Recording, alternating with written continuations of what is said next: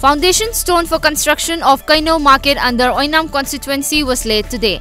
MLA of Oinam constituency L. Radhakishore Singh, who is also the chairman of Manipur Pollution Control Board, President of KEINOU Bazar Development Committee Mongjam Khomdon, member of KEINOU Jila Parishad L. Somananda, Pradhan of KEINOU Gram Panchayat N.G. Sobhana Devi, VDO of Nambol CD Block Bobo Chandam and wife of donor Y. Sanathoy were the main guests.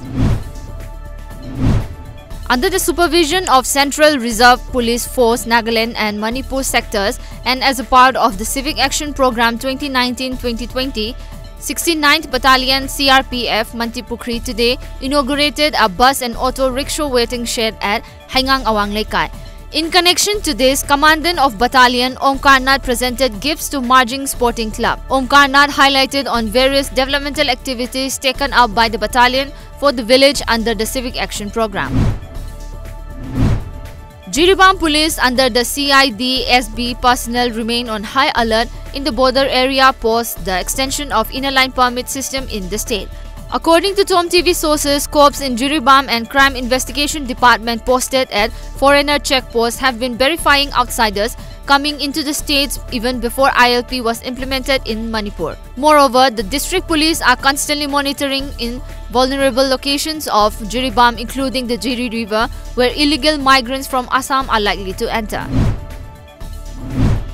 A 3-day Kisanwani Impact Assessment and Capacity Building Workshop for All India Radio Imphal and Makokchung Kishanwani program producers of Eastern and Northeastern region kicked off today at the conference hall of Central Agricultural University Imphal.